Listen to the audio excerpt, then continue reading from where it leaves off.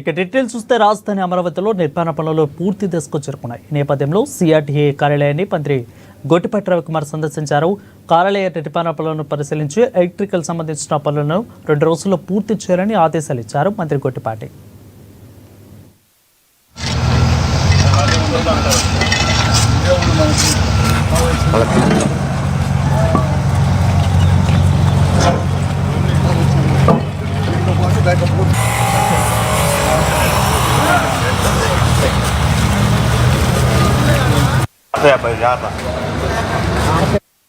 దాదాపు 5 సంవత్సరాల నుంచి గతంలో ఏ ఒక్క విద్యుత్ సంబంధించి సంస్కరణలు కానీ కార్యక్రమాలు కానీ తీసుకురా.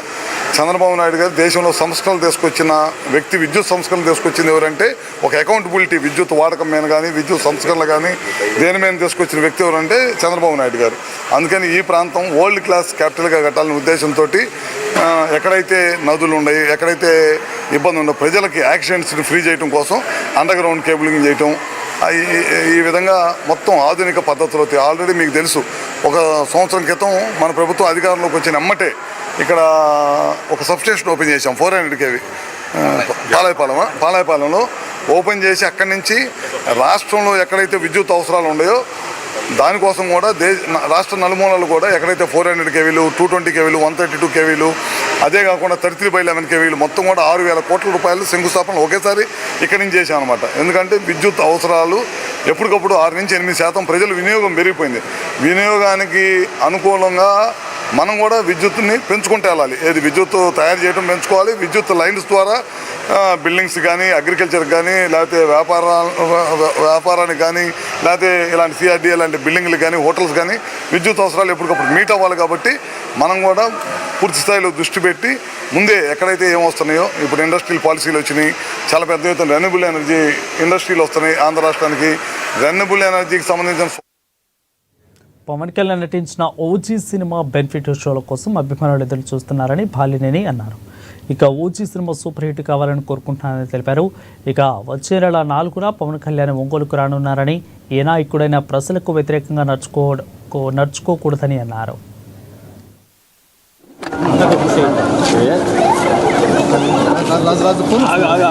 ఈరోజు రాత్రికి అందరూ కూడా ఆంధ్ర రాష్ట్రం అంతా కూడా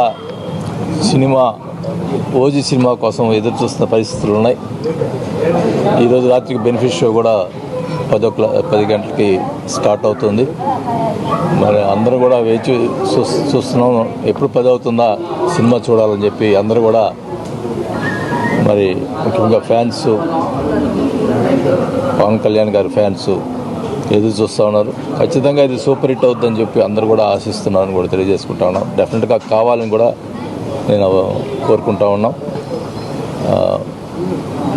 మరి పవన్ కళ్యాణ్ గారు ఉప ముఖ్యమంత్రి అయిన తర్వాత ఆయన సినిమా ఇంకా ఈ మొత్తం 3 సినిమాలు తీసే పరిస్థితి ఉంది. ఇప్పుడు ఒకటి రిలీజ్ అయిపోయింది, ఇది రెండోది. ఇంకో సినిమాతోటి ప్రస్తుతం ఆపేస్తారని చెప్పడం జరిగింది. ఈ సినిమా మటుకు విపరీతమైన క్రేజ్లో ఉంది. కాబట్టి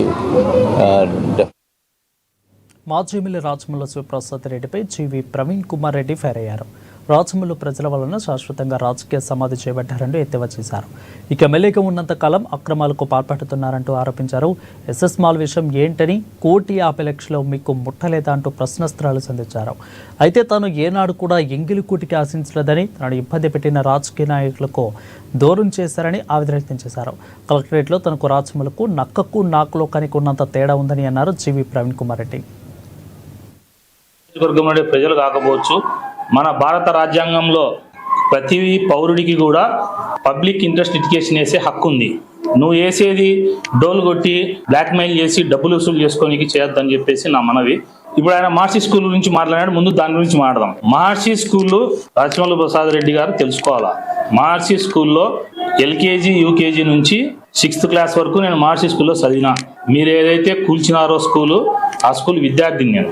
రాజమల్లు శివప్రసాద్ రెడ్డి గారు 2022లోనో 23లోనో నేను పోయి ధర్నా చేసినా, నేనే దాన్ని ఆపినా అని చెప్తున్నాడు. నువ్వు ధర్నా చేసిన మాట 100% వాస్తవం. ధర్నా చేసిన తర్వాత జరిగిన పరిణామాలు చెప్పాలా.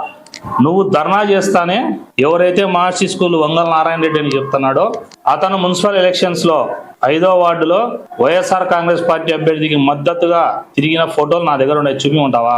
విజువల్స్ నేను చూపిమంటావా? ఆ వ్యక్తితో మీ అన్న నువ్వు ఇంట్లో బేరం కుదుర్చుకొని 35 సెంట్లు నీకు ఇచ్చేటట్లుగా, అంటే నీకంటే మీ అన్నకు, నువ్వు ఈ ఇష్యూలు అడ్డం రాకుండా ఉండేదానికి ఇచ్చినారు. ఒక్కరోజు సబ్ రిజిస్టర్ 35 సెంట్లు ఇయ్యరుగా వాళ్ళు అధికార పార్టీ వాళ్ళు పంచుకుంటున్నారు కాబట్టి నేను దాని లెటర్ పెట్టి బయటికి తీసినా కాబట్టి తూచి నాకు వద్దు ఇప్పుడు అని చెప్పి నేను పిల్లేస్తా అంటున్నావు. ప్రొద్దుటూరు ప్రకాశం జిల్లా మార్కాపురం పట్టణంలోని దోర్నాల బస్టాండ్లోని బీజేపీ కార్యాలయంలో సమావేశమయ్యారు.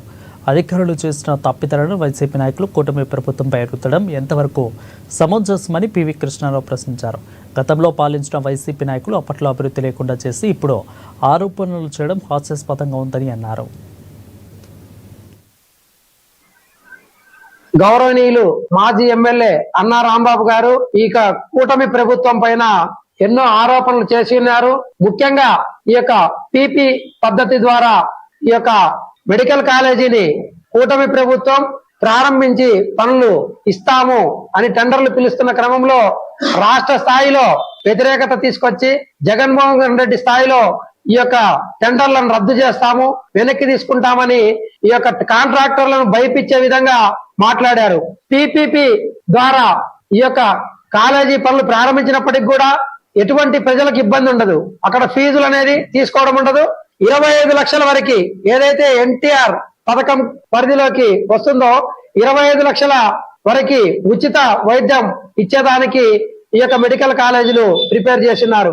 అందువల్ల గతంలో కేంద్రం నుంచి చేస్తున్నారా 2000 ప్రజారోగ్యం, విద్య ప్రభుత్వం చేతిలో ఉంటేనే న్యాయం జరుగుతుందని అన్నాడు మండలి విపక్ష నేత బొత్స సత్యనారాయణ. ఇక పీపీపీ మోడల్లో పెట్టిన కళాశాలలు ఫెయిల్ అయ్యాయని, ప్రభుత్వ ఆధ్వర్యంలో కళాశాలలకు ఉండే బాధ్యత ప్రైవేటీకరణ జరిగితే ఉండదని ఆవేదన వ్యక్తం చేశారు. కరోనా లాంటి విపత్తులు సంభవిస్తే స్పెషాలిటీ ఆసుపత్రుల అవసరం ఉంటుందని అన్నారు. ఇక రాష్ట్రంలో ప్రైవేటు అంటే చంద్రబాబు అని వర్ణించారు బొత్స సత్యనారాయణ. ప్రైవేటైజేషన్ చేయాలని పీపీపీ మోడల్ని పబ్లిక్ ప్రైవేట్ పార్ట్నర్షిప్ అనే నినాదంతో ముందుకు వచ్చారు. మేము ప్రభుత్వాన్ని ప్రజల తరఫున డిమాండ్ చేశాం. ఈ రాష్ట్రంలో కాదు, దేశంలో కాదు, ప్రపంచంలో ఎక్కడైనా సరే ఏ ప్రజాప్రభుత్వాలు ఎక్కడున్నా సరే ప్రభుత్వాలు విద్యా వైద్యం అవి ప్రభుత్వం వాళ్ళ పనితనంలో ఆధీనంలో ఉండాలి, పూర్తిగా వాళ్ళే చేయాలి. అప్పుడే సామాన్యుడికి న్యాయం జరుగుతుంది, మేలు జరుగుతుంది. దాని మీద అలసత్వం పనికిరాదు. ఇది మీరు తీసుకున్న నిర్ణయం పునఃపరిశీలించుకోండి, అది కరెక్ట్ కాదని చెప్పని ఆలోచన.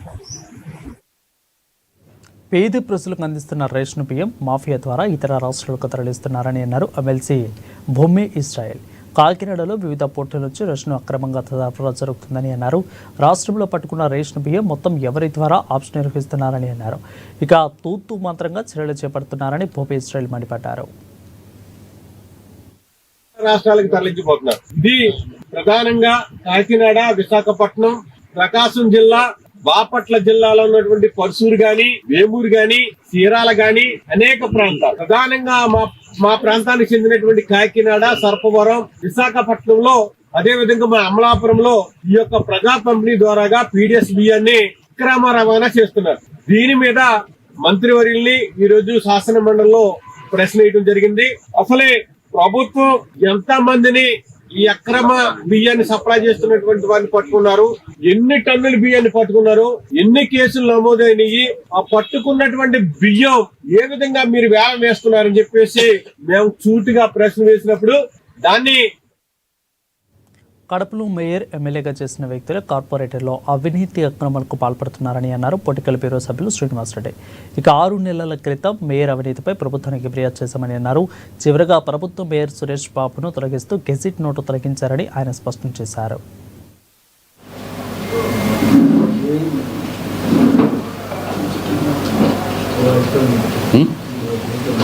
గత సంవత్సర కాలం నుంచి కూడా కడప కార్పొరేషన్లో 9 సంవత్సరాలుగా మేయర్గా ఉన్న వ్యక్తి, గతంలో 10 సంవత్సరాలుగా ఉన్న ఎమ్మెల్యేగా ఉన్న వ్యక్తి ఇద్దరూ కలిసి కార్పొరేషన్లో అవినీతి చేశారని చెప్తూనే ఉండాం. ఎన్నికల్లో చెప్పినాం, ప్రజలు కూడా విశ్వసించినారు, తెలుగుదేశం పార్టీకి ఓటేశారు. గత 6 నెలల కిందట మేయర్ అవినీతి పైన కూడా ప్రభుత్వానికి ఫిర్యాదు చేసినాం. ఫిర్యాదు పైన అన్ని రకాల విచారణ జరిగి మేయర్కు నోటీసులు ఇవ్వడం, తొలగించడం ఇవన్నీ జరిగినాయి.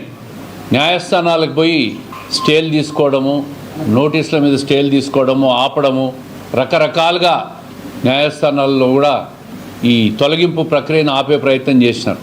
చివరగా నిన్న రాష్ట్ర ప్రభుత్వం తొలగిస్తూ గజెట్ నోటిఫికేషన్ కూడా, మేయర్ను తొలగిస్తూ గజెట్ నోటిఫికేషన్ కూడా ఇచ్చింది. ఈ సందర్భంగా కడప ప్రజలకు మేము తెలియజేసేది ఏంటంటే, 9 సంవత్సరాలుగా మేయర్గా ఉన్న వ్యక్తి అవినీతి చేశాడని చెప్పి నేరం తప్పు రుజువైంది. తప్పు చేశావయ్యా అని చెప్తున్నాం. డిప్యూటీ మేయర్ అయిన ముస్లిం మహిళకు అవకాశం ఇస్తే నీ సొమ్మేమన్నా పోతుందా అని అడుగుతా ఉండా. ఈరోజు కూడా డిప్యూటీ మేయర్ అయిన మహిళకు అవకాశం రాకూడదని, ఒక ముస్లిం మహిళకు అవకాశం రాకూడదని మళ్ళీ న్యాయస్థానంకి పోయి లంచ్ మోషన్ పిటిషన్ మూవ్ చేస్తే హైకోర్టులో లంచ్ మోషన్ తీసుకోవాలి, మళ్ళీ పిటిషన్ వేస్తూ ఉన్నాడు దాని మీద. అంటే నీ కుర్చీని పట్టుకొని వేలాడడమే కావాలా. ప్రకాశం జిల్లా గిద్దలూరులో పసికందును వదిలి వెళ్లిన అమానుష ఘటనపై రాష్ట్ర బీసీ ప్రధాన కార్యదర్శి చూడి శ్వేత స్పందించారు. బాలుడిని వదిలి వెళ్లిన ఘటన తనను ఎంతగానో కలిసివేసిందని అన్నారు.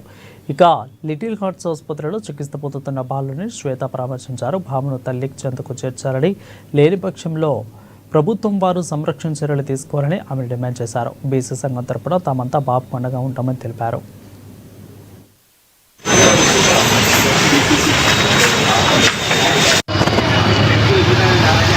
నిన్న గిద్దలూరులో జరిగిన సంఘటన గురించి తెలుసుకొని మేము లిటిల్ స్టార్స్ హాస్పిటల్ని సందర్శించాము. ఇక్కడ వచ్చిన తర్వాత లిటిల్ స్టార్స్ యాజమాన్యాన్ని మేము విచారించినప్పుడు బేబీ బాయ్ యొక్క హెల్త్ అనేది బాగా ఉంది, బేబీ బాయ్ రెస్పాండ్ అవుతున్నాడు, అబ్బాయికి కావాల్సిన జనరల్ టెస్ట్లన్నీ జరిపించాము అని వాళ్ళు తెలియజేశారు. దీంట్లో బేబీ బాయ్ అనేది బాబుకు ఫీడింగ్ కూడా బాగా జరుగుతుంది అని హాస్పిటల్ వాళ్ళు మనకు సమాచారం ఇచ్చారు.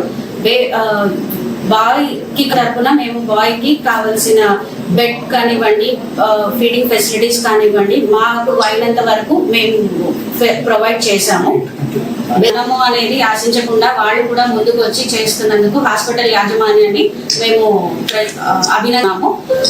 నిన్న మార్నింగ్ మంగళవారం నిన్న పొద్దున మా దగ్గరికి ఒక అన్ఎక్స్పెక్టెడ్ డెలివరీ బేబీ అనేది రావడం జరిగింది. బేబీ వచ్చేసి మేల్ చైల్డ్, వెయిట్ వచ్చేసి 2.6 kgs. సో ఇనీషియల్గా బేబీకి రిసెసిటేషన్ చేయడం జరిగింది. తర్వాత BCG vaccinations, vitamin K injections ఇవ్వడం జరిగింది. తర్వాత బేబీ సకింగ్ ఇవన్నీ బాగుండడంతో ఫీడింగ్ అనేది స్టార్ట్ చేశాము. మదర్ ఫీడ్ లేకపోవడం వల్ల ఫార్ములా ఫీడ్ ఇవ్వగలుగుతున్నాము. ప్రస్తుతానికి ఫీడ్స్ అయితే బాగానే తీసుకుంటుంది. హిమోగ్లోబిన్, బ్లడ్ గ్రూప్ అన్ని చేపించాము. హిమోగ్లోబిన్ కూడా బాగానే ఉంది. బ్లడ్ గ్రూప్ వచ్చేసి O పాజిటివ్ ఉంది. సో ప్రస్తుతానికి అయితే ఫీడ్స్ అన్ని బాగానే తీసుకుంటుంది. బేబీ కండిషన్ అయితే ఆక్సిజన్ సాచురేషన్స్ అన్ని మెయింటైన్ అవుతున్నాయి, స్టేబుల్గానే ఉంటుంది. సో బేబీ కండిషన్ స్టేబుల్గా ఉంది, ఫీడ్స్ అన్ని తీసుకుంటుంది. నెక్స్ట్ బేబీకి వచ్చేసి ఎటువంటి ఛార్జెస్ అయితే ఏం లేదు, ఎందుకంటే baby mother unknown mother. So government as a social సర్వీస్గా మనం గవర్నమెంట్కి మానవతా దృక్పథంతో మనం ప్రస్తుతానికి బేబీ ఉన్నంత వరకు అయితే ఖర్చంతా హాస్పిటల్ యాజమాన్యం. మురుగునీటి శుద్ధ జల ప్లాంట్ నిర్మాణాన్ని తక్షణమే నిలుపుదల చేయాలంటూ బాపట్ల జిల్లా చీరాలలో ధర్నా నిర్వహించారు. ఉండుబాట రోడ్డులోని ప్లాంట్ నిర్మాణ ప్రాంతం వద్ద దళిత ప్రజా సంఘాల నాయకులు ఆందోళన చేపట్టారు. నిత్యం ప్రజలు రాకపోకలు సాగించే ప్రాంతంలో శుద్ధి జల ప్లాంట్ నిర్మాణం జరిగితే ప్రజలు అనారోగ్యాల బారిన పడతారని ఆరోపించారు. తక్షణమే నిలుపుదల చేసి మరొక చోట తరలించుకోవాలని, లేకుంటే ఆందోళన ఉధృతం చేస్తామని దళిత సంఘాల నాయకులు ప్రభుత్వాన్ని హెచ్చరించారు.